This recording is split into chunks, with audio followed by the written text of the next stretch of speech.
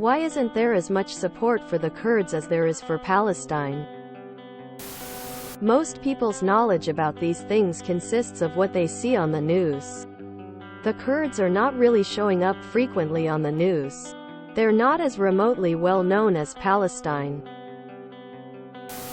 I came across Kurdish demonstrations in Paris years ago, but I never hear about them in the media. Except when Kurdish activists were killed in Paris. I'd wager most Americans don't even know who the Kurds are. The Palestine issue really inflames passions because of the Muslim versus Jew aspect of it. Also because Palestine, Israel is the Holy Land, that also makes it very contentious. Finally, Israel is generally seen as a white and Western nation oppressing indigenous brown people. People don't care nearly as much when it's Muslims killing other Muslims, for example. In Syria it was mostly the Shia government teaming up with other Muslim nations to slaughter mostly Sunnis. It's the same with the Kurdish issue. It's Muslims, Iraqis and Turks, fighting with other Muslims, Kurds. I was raised as a Muslim, grew up, and still live in a Muslim-majority country, and I can honestly say most people around me are filled with anger only when the Palestinians are oppressed. But they give zero FCKS to the Syrians, Yemenis, and Rohingya Muslims from Myanmar, because the oppressors are not Jews. You put the words Jew in any news and there will be outrage here. Edit. Before someone says I'm a Zionist. No, I'm not. I don't support both the government of Israel and Hamas. I think what they're doing to each other is stupid. And this obsession for a piece of land is weird. It's like two toddlers fighting over ice cream if you ask me. I think a big part is because there's a lot of Kurds in eastern Turkey and we, the West, US, don't want to piss off Turkey. It's a good question. Though we're allies of the West fighting ISIS and other Islamic extremist groups. They were sold out to the Turks by George W. Bush, unfortunately. I'm guessing because the conflict doesn't involve Western countries. Similarly to the stuff happening in Yemen and the Congo, Israel is Western and more well known by those from Western countries and thus more relevant. Support for Palestine can be seen as 1. Those who genuinely care about Palestinians. 2. Those who don't like Israel, its policies. 3.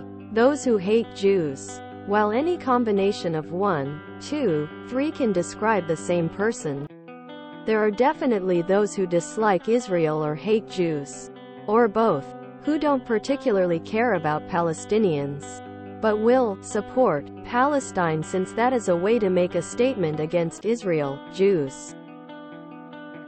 I apologize for the clunky Israel, Jews description, but I want to make it clear I know there are plenty of folks, some of whom are Jewish themselves, who have no prejudice against Jews but dislike Israel's policies against Palestinians.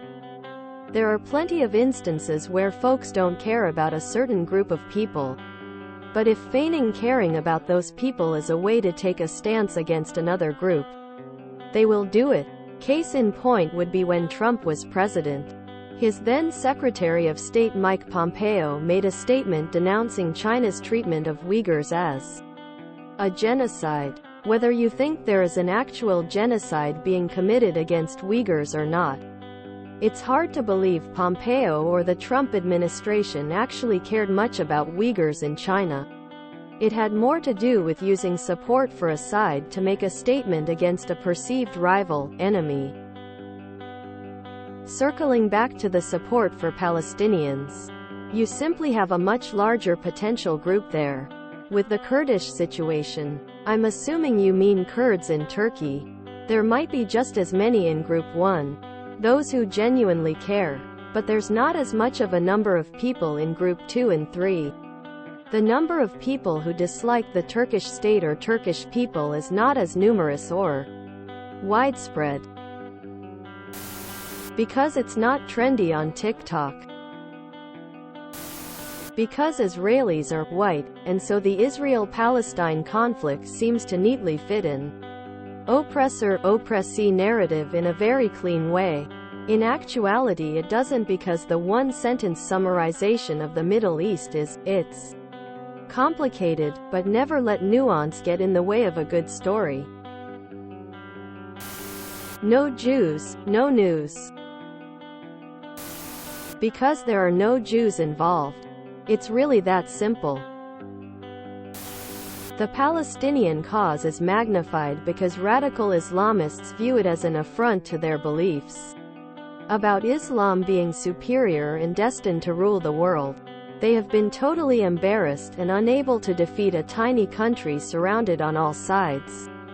A country populated by people they consider to be descendants of apes and pigs. The fact that Israel has continued to prosper for so long while other Islamic nations have not, makes them question their very belief that God is on their side. And instead of looking within themselves and asking the difficult questions, they find it much easier to just become even more psychopathic in their hatred of Jews and Israel. I do feel for the Palestinians. They should have had their own country by now. Unfortunately, they have been played multiple times now to be used as cannon fodder for someone else's interests. First it was the KGB and the USSR. Now it's Iran sacrificing the future of Palestine in order to advance their own aspirations to be top dog of the Muslim world. After Hamas is gone, I truly hope that the Israelis can find it in their hearts to forgive and move forward with a two-state solution. It would really benefit the entire world, especially the Israelis and the Palestinians. The only people who lose in a 2SS is the Iranian regime. Luckily, there are other Muslim nations that have their head on straight that are making alliances with Israel and the West instead of being constantly antagonistic. The Muslim world is pretty clearly splitting into two sides. Side 1, led by Saudi Arabia, UAE, wants to thrive in global business and sees massive benefit to being on the West side. Side 2, led by Iran, wants to live in the Stone Age and breed hatred across the region. Side 3 is just Qatar, who I can't figure out at all. They are a wild card. As someone who lives in a Muslim-majority country, Muslims here only care when the oppressor isn't Muslim. If Israel wasn't a Jewish country, people here wouldn't be concerned about Palestine at all.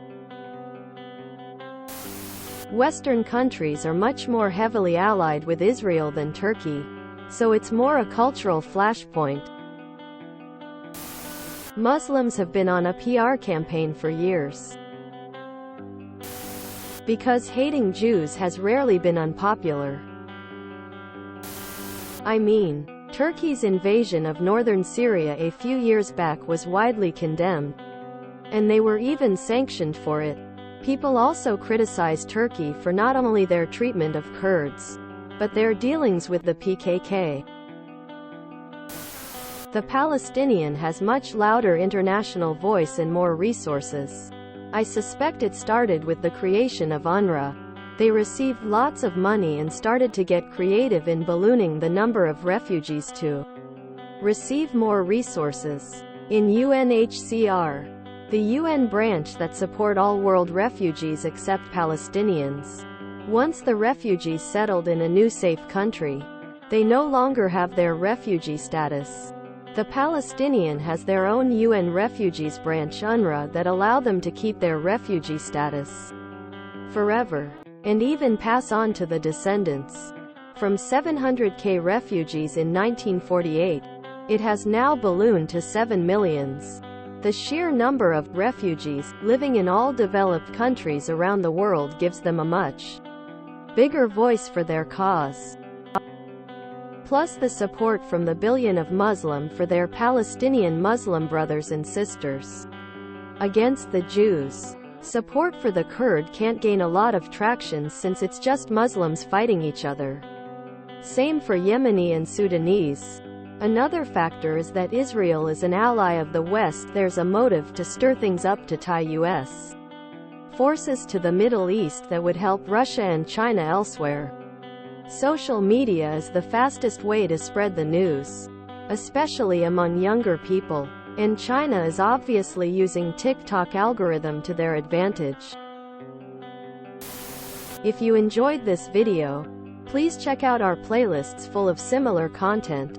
Epicaricast is like doomscrolling for your ears. Please like, share, and subscribe.